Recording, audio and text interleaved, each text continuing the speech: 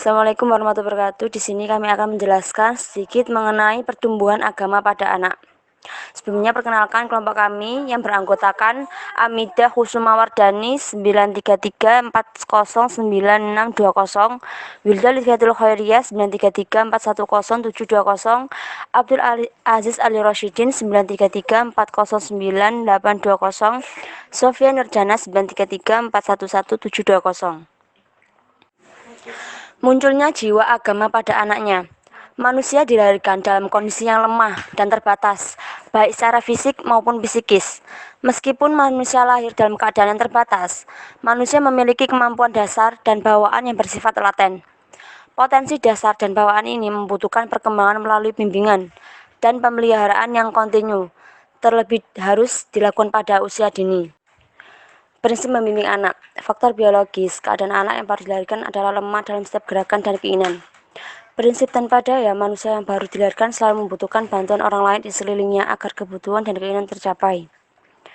Prinsip eksplorasi, kesempurnaan dan kemantapan pertumbuhan dan perkembangan potensi manusia yang dibawanya sejak lahir, baik potensi jasmani maupun potensi rohani.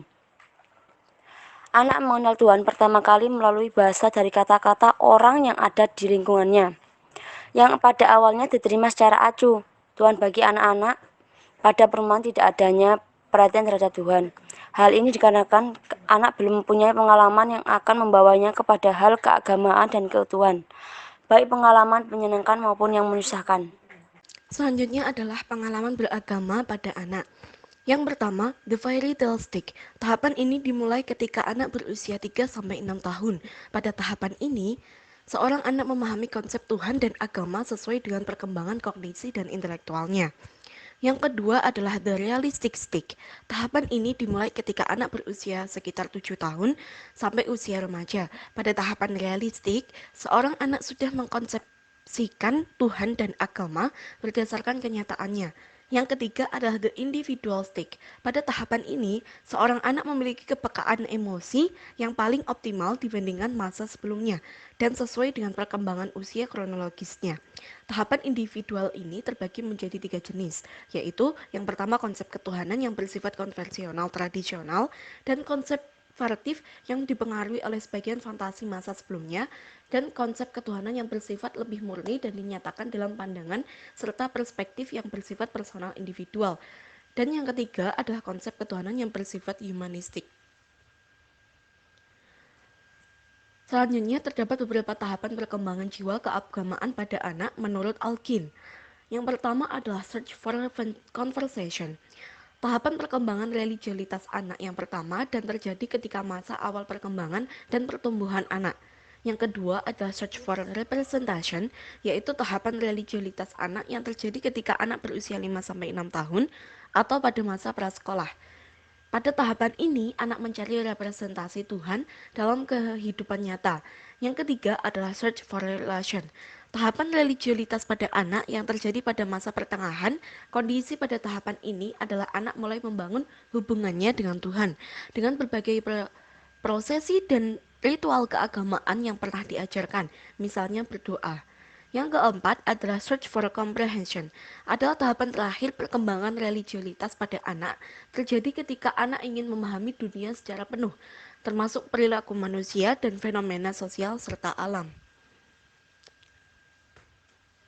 Menurut Kohlberg, perkembangan religialitas dan moral pada anak terbagi menjadi 3, yakni yang pertama prakonvensional, terdiri dari tahapan orientasi pada perintah dan hukuman, dan orientasi pada pemberi hadiah dan hukuman. Yang kedua adalah konvensional, terdiri dari tahapan orientasi pada label anak baik, dan orientasi pada hukum dan norma sosial.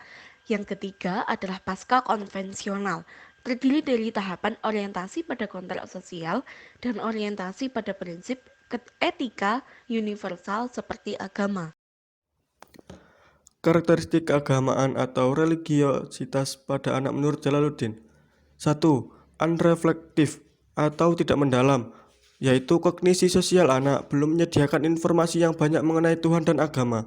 2. Antropomorfisme, yaitu suatu kenyataan bahwa konsep ketuhanan anak tampak jelas menggambarkan aspek-aspek kemanusiaan.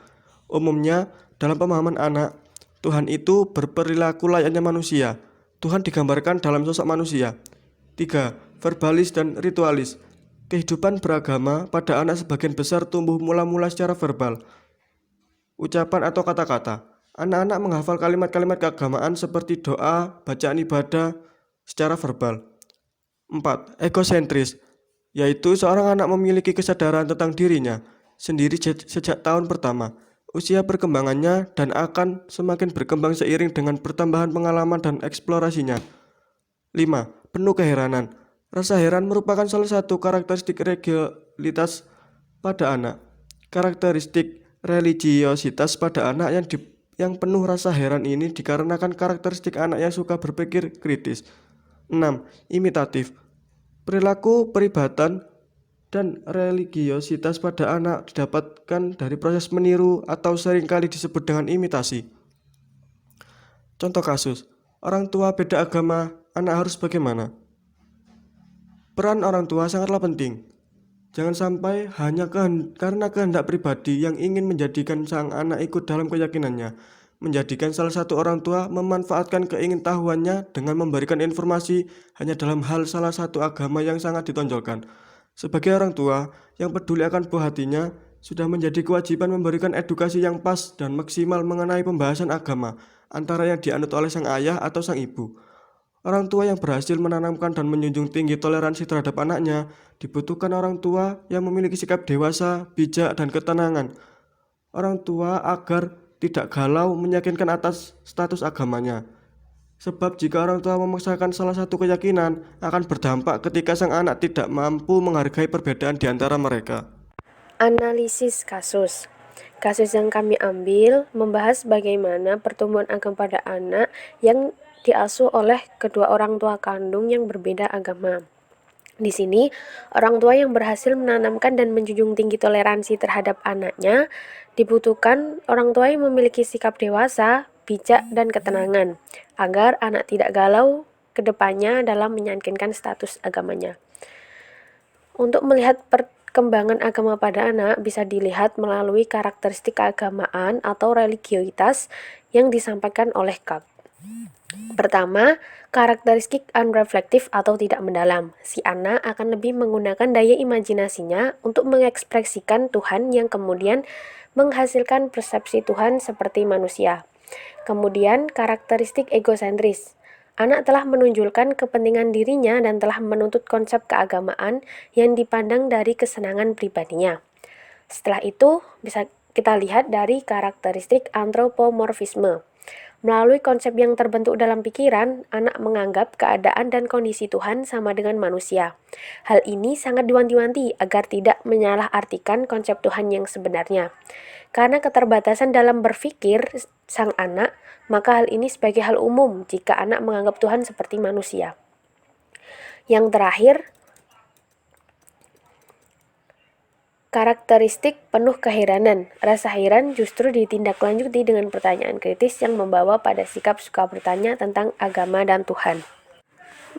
Dalam berkisar umur balita hingga ia menuju remaja, dipastikan sang anak belum dapat meyakini 100% atau memutuskan ia akan memeluk agama yang mana dalam kehidupan seumur hidupnya. Di sini peran orang tua sangatlah penting. Jangan sampai hanya karena kehendak pribadi yang ingin menjadikan sang anak ikut dalam keyakinannya, menjadikan salah satu orang tua memanfaatkan keingintahuannya dengan memberikan informasi hanya dalam satu sisi saja atau salah satu agama yang sangat ditonjolkan. Sudah menjadi kewajiban memberikan edukasi yang pas dan maksimal mengenai pembahasan agama antara yang dianut oleh sang ayah ataupun sang ibu.